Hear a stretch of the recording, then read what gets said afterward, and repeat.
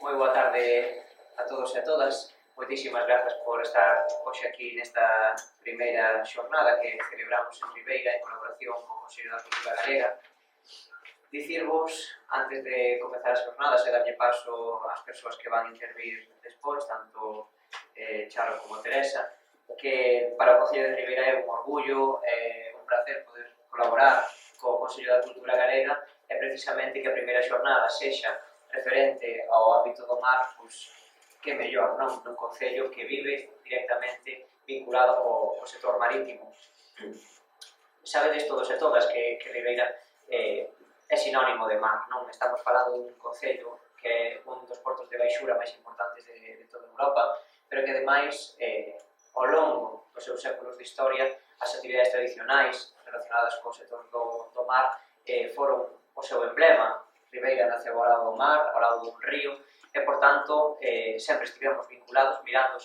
ao mar e a raíz das embarcacións tradicionais e despois coa industria da conserva, da salgadura e da conserva, pois chegamos a ser o que hoxe somos, non? Informarvos a todos e a todas que, a parte desta colaboración co Consello da Cultura Galega, no Concello de Ribeira estamos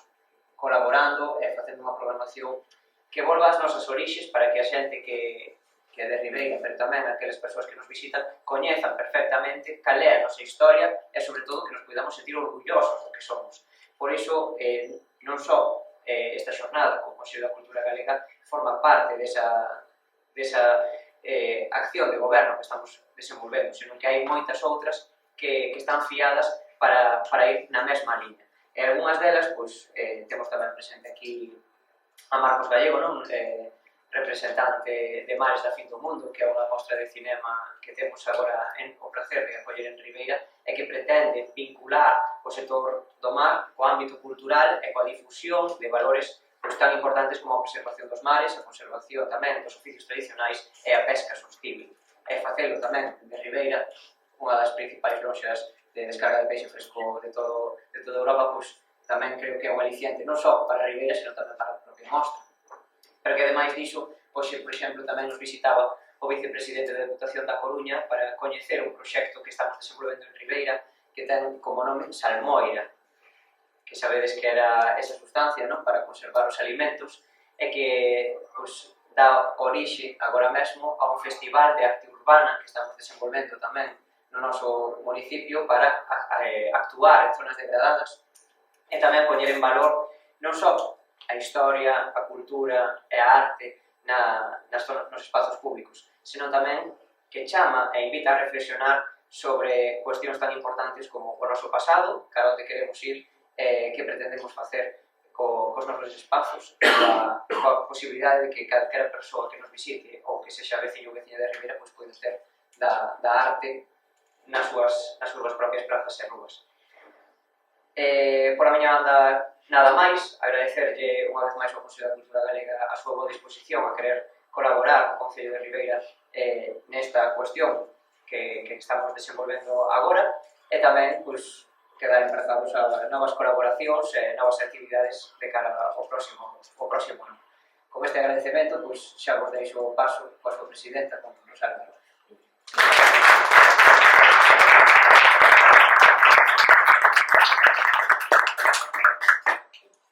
Ben, eu comezo tamén polos saúdos que van unidos aos agradecementos, pola vosa presenza, pola acollida do Concello de Ribeira, desde o primeiro momento que puxemos isto. De feito, outro día asinamos un protocolo de colaboración para dar continuidade ás actividades que podamos programar xuntos, conxuntamente. Non se trata só de que o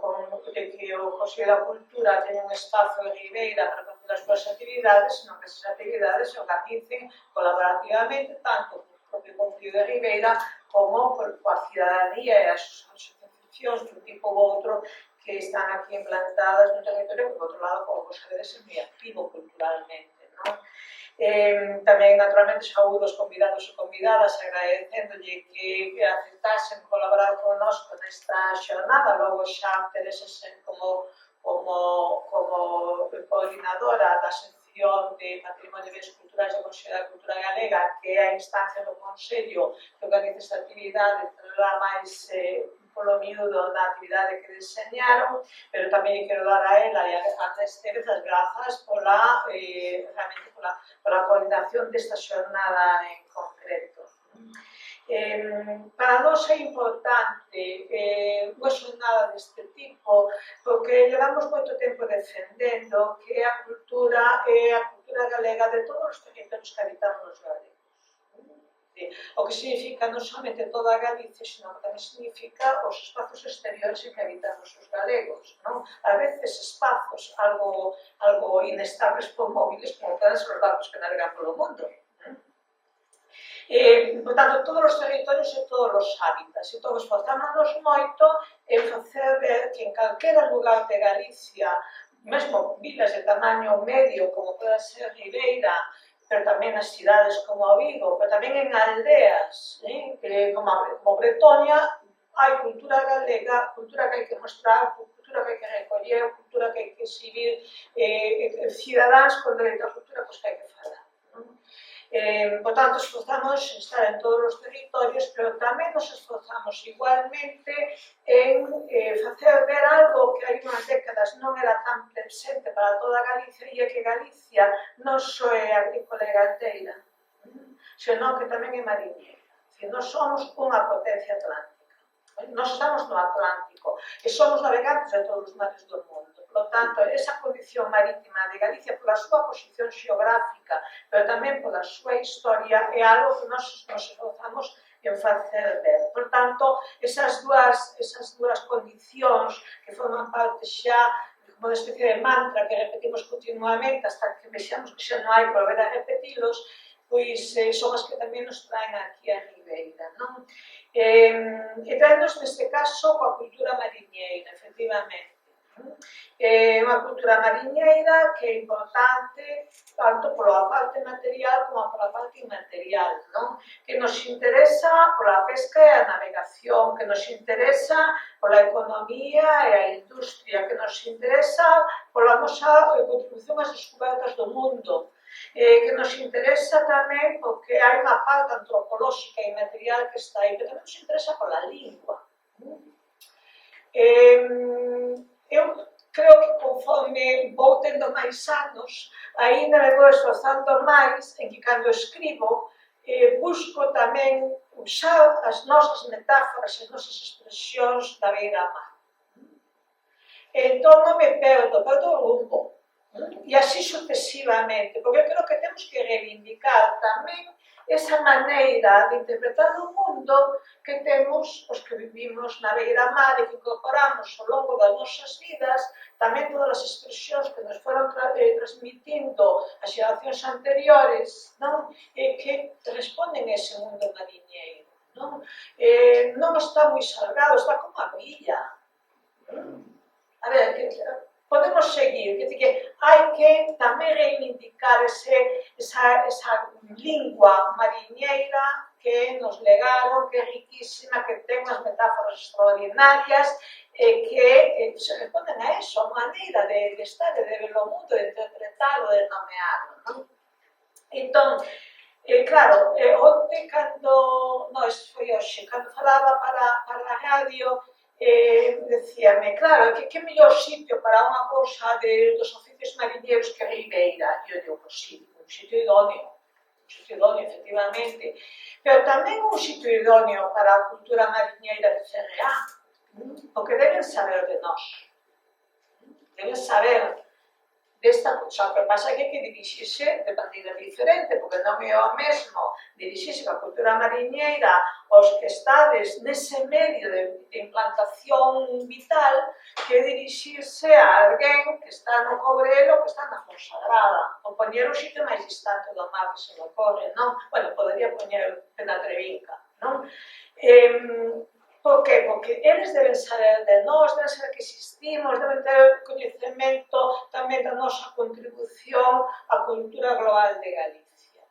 Pero tamén Ribeira é un sitio maravilloso para falar das últimas tendencias da cultura mundial na que tamén Galicia participa, porque nós tamén nos esforzamos en pensar o mundo dende Galicia e en contribuir coa nosa visión do mundo, coa nosa creación cultural inmensa. inmensa, na literatura, na música, na arquitectura, nas artes plásticas, no pensamento, etc. Nos tamén Ribeira é un faro idóneo para esa cultura universal da que participamos os galegos. Por tanto, ainda que nós outro día, cando asinamos o convenio, falábamos moito tanto de cultura mariñeira como de memoria histórica, que tamén é un tema a desenvolver aquí en Ribeira, como todos sabedes, nós estamos, tamén como comentamos outro día, dispostos a volver con calquera tema. Que todos, esa igualdade territorial a que me refería antes, de que todos os hábitats, todos os territorios teñen o mesmo dereito á creación cultural, á recepción da cultura, á aprendizaxe tamén e o que os avances culturais que se producen teñen repercusión na propia comunidade cungarita, a facer que iso tamén se teña o seu polo nun concello como este. Por tanto, se vos queredes, veredes con máis frecuencia. Moitas gracias.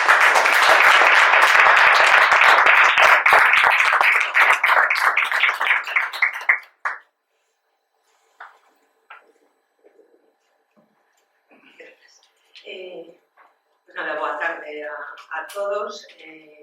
Despois de ver que a presidenta explicou algunhas dimensións do patrimonio material, como da lingua ou das expresións, eu vou falar de outras dimensións do patrimonio material, porque esta actividade se enquadra nunha programación da sección de patrimonio da Museo de Cultura Galega, que organiza a sección de patrimonio de culturais,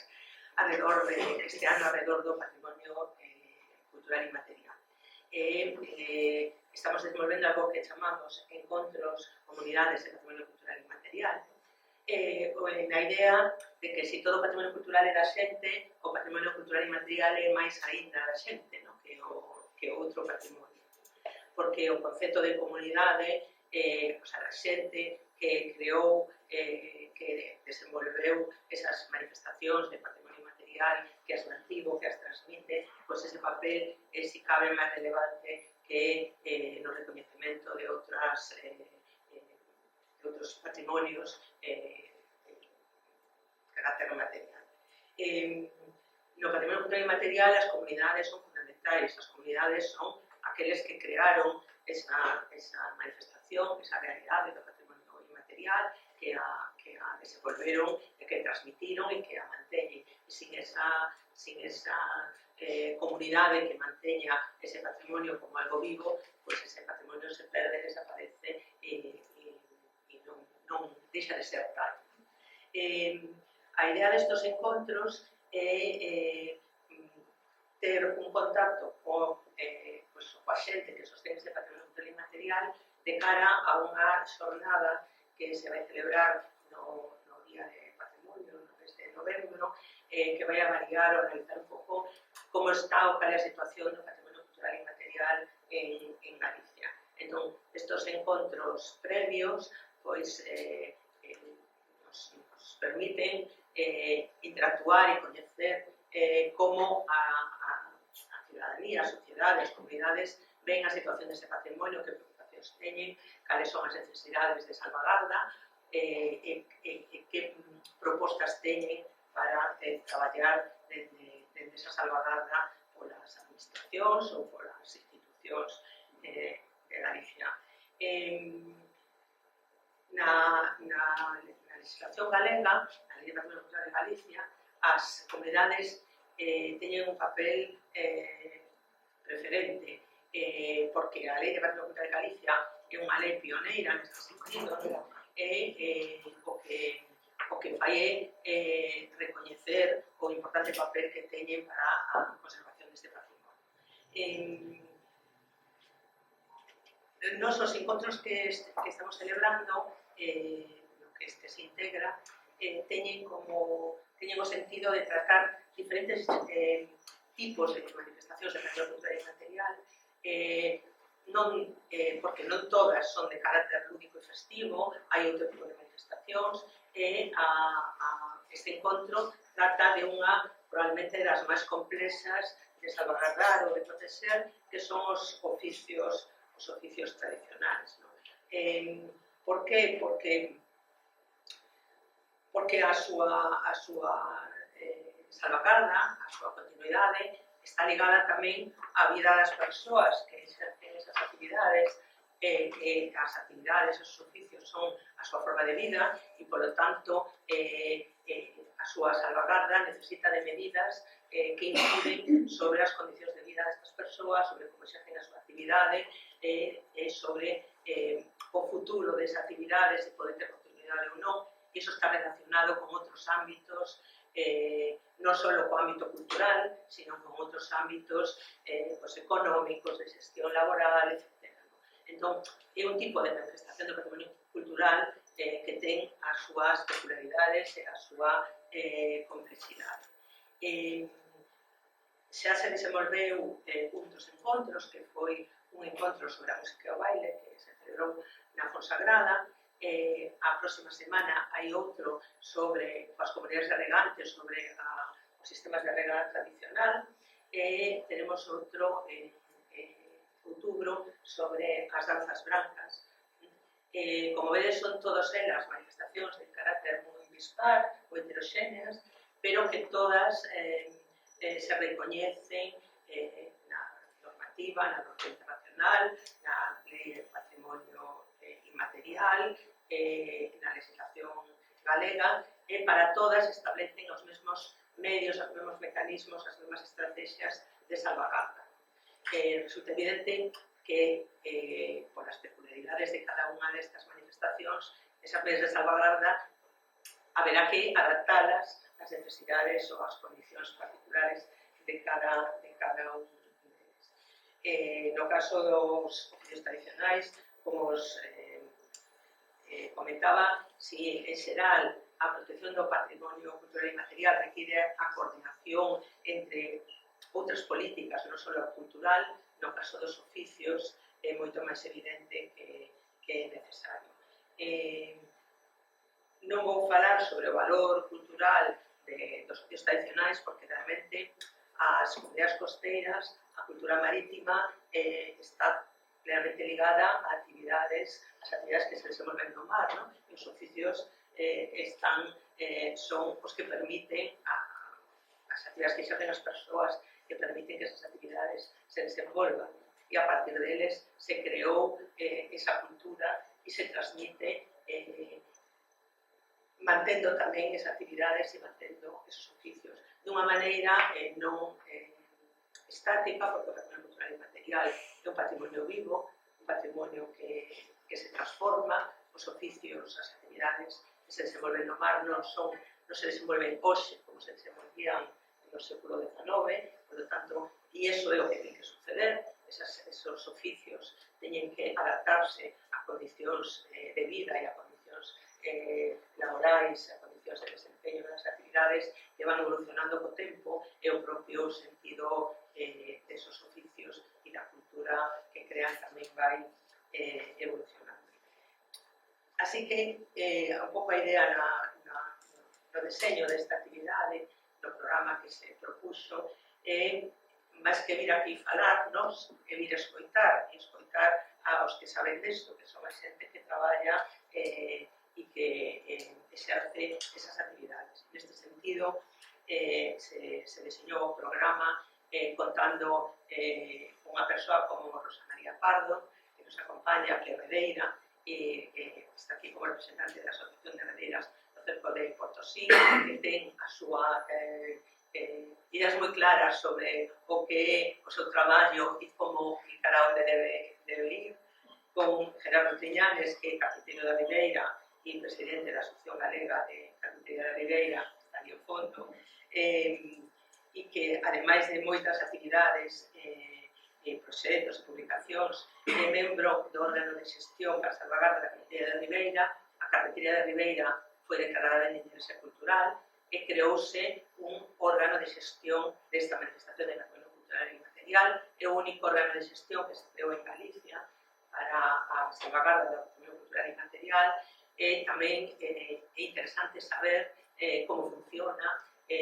se cumpliu as expectativas da súa creación, como podemos entender a partir de como está funcionando nesta actividade, si pode ser útil para outras manifestacións de patrimonio cultural e material. Logo contamos con 2 persoas que desenvolveron a súa vida profesional na administración, o Lino Lema, que seguro que todos o coñecedes e sabedes do seu amplo currículum e que ten unha experiencia na administración pública, unha importantísima contribución na divulgación, publicación sobre o mar, as actividades relacionadas co mar, as xestións de proxectos europeos e cuestións marítimas e que ademais é membro do patronato do Museo do Pobo Galego e tamén membro deste órgano de xestión da Cafetería de Ribeira, donde tamén forma parte Manuel Chaín, que está por aquí, que desenvolveu tamén a súa actividade moi longa e fructífera na protección do patrimonio cultural de Galicia e que ademais tuvo un papel importante na propia elaboración da Lei de Patrimonio Cultural de Galicia, que é unha lei que crea unha lei precoz no recoñecemento do patrimonio cultural e material e no recoñecemento da importancia das comunidades na protección dese patrimonio. Por lo tanto, son todos eles persoas que teñen unha experiencia e un coñecemento directo, fundamentalmente no desempeño destas actividades e na súa salvaguarda. E despois contamos unha excepcional moderadora, que é Guadalupe Jiménez Esquinas, que é antropóloga e que intenta realizar o seu traballo de investigación sobre a protección do patrimonio, sobre o patrimonio e a perspectiva feminista en relación con o patrimonio cultural, e isto tamén ten moita relación con as dúas actividades que estamos analizando aquí, que son unha actividade fundamentalmente masculina, como a da Cafetería de Ribeira, e unha actividade fundamentalmente femenina, como a das Regueiras, ¿no? Que é outro tipo de relación que tamén é moi interesante. Bueno, con esa idea diseñamos este programa, con Ana Esteve, que hoxe non pode acompañarnos, e esperemos que sexa de interés de todos. Nos creemos que fora do interese pode ser moi útil e moi interesante as reflexións que salgan desta actividade para esta xornada na que vamos a avaliar a ler realmente a situación do patrimonio cultural en Galicia, material en Galicia e as súas salvaguardas.